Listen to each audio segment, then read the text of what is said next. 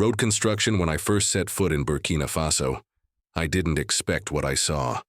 The heat hit me like a wall, the red earth stretched endlessly, and the horizon shimmered beneath a sun that never seemed to rest.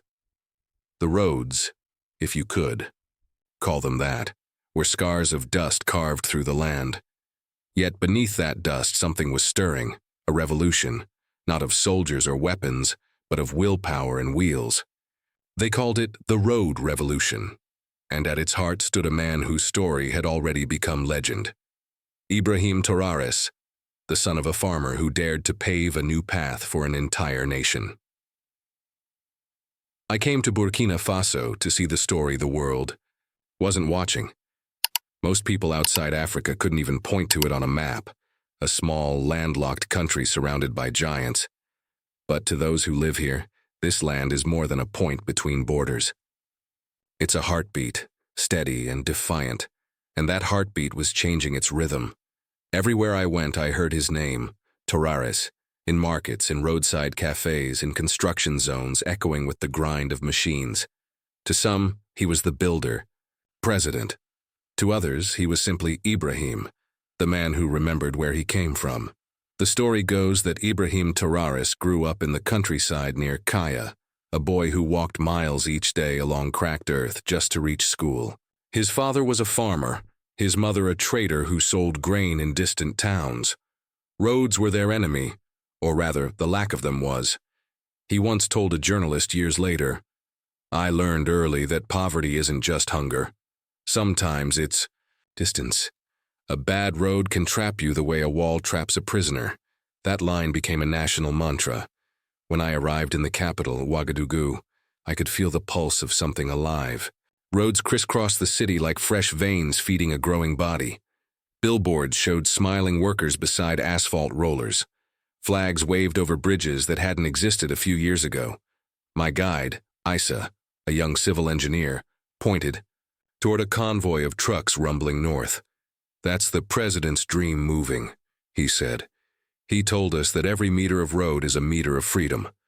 A few days later, I joined a small press group following one of the national development convoys, part of the New Road Network initiative, a cornerstone of Traorés's presidency.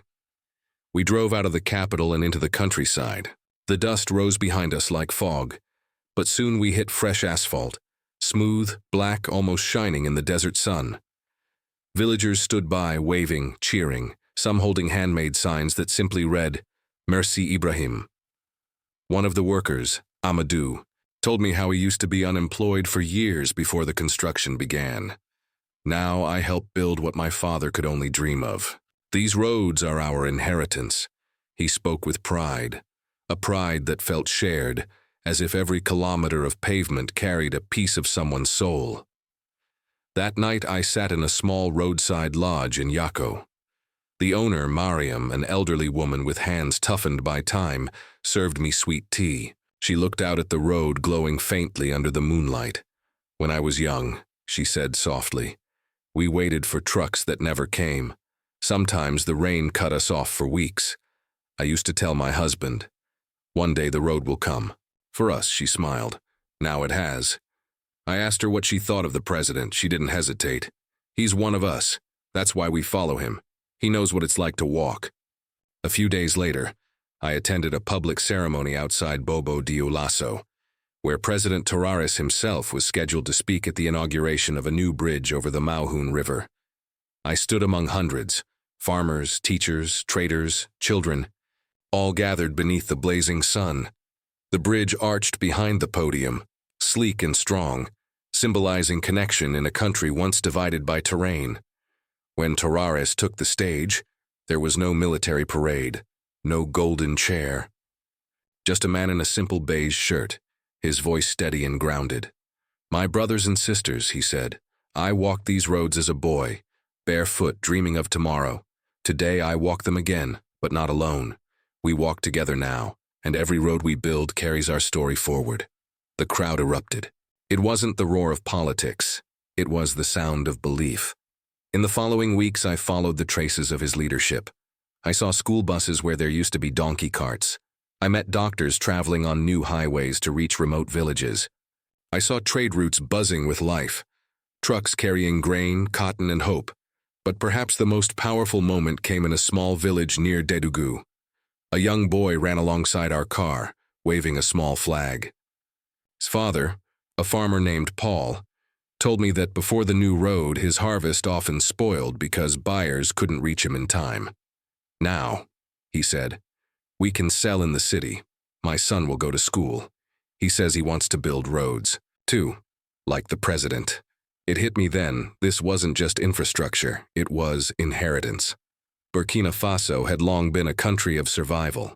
But under Traoré, it was becoming a country of vision. What struck me wasn't just the new roads. It was the unity they created. Muslims and Christians, farmers and traders, men and women, all driven by a shared rhythm. The rhythm of progress. And yet, as every revolution does, this one had its skeptics. Some questioned the cost, others the pace. Critics said roads alone couldn't change destiny. But every time I spoke to the people, from engineers to vendors, they said the same thing. At least now we can move. Movement. That was the real miracle. As my journey neared its end, I sat atop a hill overlooking the new Ouagadougou-Ouahigouya highway, its lights glowing faintly in the dusk. Trucks rolled like fireflies across the darkening horizon. I thought about Ibrahim Traoré, the boy who once walked barefoot through dust, now paving the way for millions to move forward. His revolution wasn't about power or politics. It was about promise. And as the wind carried the hum of engines across the plains, I wrote in my notebook, every great nation begins with a road, not the one we inherit, but the one we build together. The dust had settled. The dream was real, but this was only the beginning. The morning I left Ouagadougou, the air was thick with dust and diesel. The hum of trucks filled the horizon, a sound once rare, now constant. It was the sound of movement, the sound of a nation on the rise. As our car joined the flow of traffic on the new Trans-Sahel highway, I looked out the window and saw what words couldn't capture. Change in motion. Villages that once stood silent now buzzed with trade. Children in crisp uniforms crossed modern bridges that shimmered under the sun. Somewhere between those roads and their stories stood one man, President Ibrahim Traoré, a leader who understood that progress isn't built in palaces but on pavement. When I first met people who had known Traoré before he became president, they spoke of him not as a politician, but as a worker of dreams. A teacher named Joseph, who once taught. The young Ibrahim Nkaya told me. He was the boy who never stopped asking why the world had to be the way it was. He'd watch the trucks get stuck in mud and say, "One day I'll build a road that won't stop." We laughed then. We don't laugh anymore. That single line, "a road that won't stop," became the foundation of an entire era. By the time Traoré rose to power, Burkina Faso was facing a crisis. The economy had stalled, trade had slowed, and youth unemployment was growing. Many saw the presidency as an impossible task, to lead a landlocked nation with limited means, surrounded by stronger neighbors. But Traoré didn't see limitation. He saw linkage. He once said in a televised address, "We cannot change geography, but we can change connection. Every road is a bridge to opportunity." That philosophy became his signature. And the results began to speak louder than any speech could. I traveled west toward Bobo-Dioulasso, the nation's economic heart, tracing one of the main arteries of the new road network. There, I saw trade in full bloom, markets overflowing with produce, transport companies thriving, and cross-border commerce with Côte d'Ivoire expanding like never before. I spoke with a young entrepreneur named Awa, who ran a roadside logistics startup. "Before, I used to dream of leaving," she said. "Now I dream of building here. These roads didn't just connect towns, they connected my future." That's what struck me most about the Traoré era. It wasn't just about infrastructure, it was about inspiration. He had turned hope into policy. In the dusty outskirts of Bobo, I met a team of engineers working late into the evening. Their foreman Musa smiled when I asked how long they'd been on site. "Days? Weeks? We've lost count," he laughed. "But when the president visits, he stands with us. He doesn't come to give orders. He comes to shake hands. He pointed at the asphalt stretching beyond the horizon. This is our signature. His dream. Our hands. I realized then that the real revolution wasn't in the machines. It was in the minds of the people. Burkina Faso's transformation was gradual, but visible. Farmers could now transport their goods faster and farther. Children reached schools that once felt like worlds away. Clinics received medicine on time, and a nation once bound by borders found freedom in motion. But what made it all extraordinary was how President Traoré carried his past into his presidency. He often visited small villages unannounced, not to make speeches, but to listen. In one televised moment that moved millions, he was seen kneeling beside a farmer whose ox cart had broken down. Instead of offering money or sympathy, he offered a promise. Soon your sons won't need carts. They'll have roads. That image spread across the country like wildfire. Not as propaganda, but as proof. As I journeyed farther north, I began to see how this road revolution reached beyond economics. It was reshaping identity.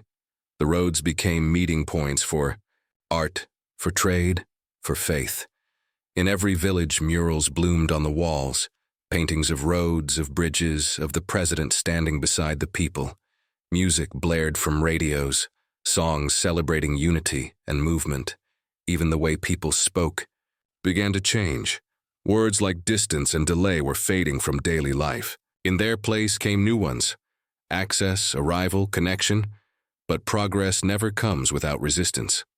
In Ouahigouya, I met a journalist who told me about the challenges the government faced. Funding shortages, criticism from opposition, leaders' delays due to harsh weather. Some say he dreams too big, she said. But then again, that's how revolutions begin, isn't it? With a dream too big to fit the moment. And yet, even she admitted, no one could deny the difference. The numbers spoke clearly. Travel times cut in half, trade routes reopened, youth employment up by nearly a third. More than policies, it was pride that had returned to the people. One evening, I found myself back in Ouagadougou for the anniversary of the Road Revolution Initiative. The city was alive with music, lights, and celebration. Thousands had gathered around a stage where President Traoré stood, not as a ruler above the crowd, but among them. As fireworks lit the sky, he spoke from the heart. A road is more than a path of stones and tar. It's a promise that we will not leave each other behind. My dream was never to lead a country. My dream was to see a child in the north reach the south without fear, to see a farmer in the east sell his grain in the west, to see Burkina Faso move together. The crowd fell silent for a moment, then erupted in cheers that rolled through. The night like thunder. In that instant, I understood he hadn't just built roads. He had built belonging.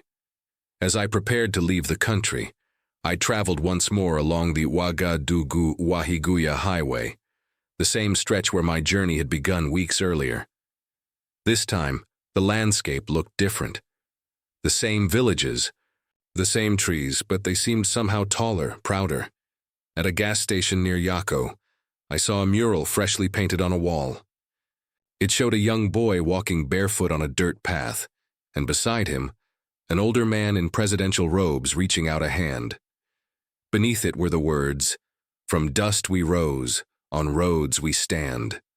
I stood there for a long time, letting that line sink in. When I finally reached the border, I looked back one last time.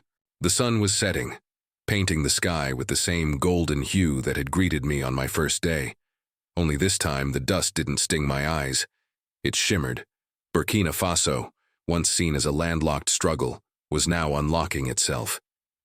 Thought of Ibrahim Traoré, the boy who once dreamed of roads that never stopped. He had turned that dream into a destiny, not for himself but for his people.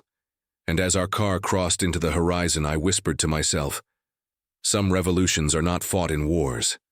They're paved in silence, one road, one life, one dream at a time. If this story inspired you, don't let it end here. Subscribe to Untold Shades, where hidden stories find their light. Like, share, and keep the journey alive, because every voice, every dream, and every revolution deserves to be told.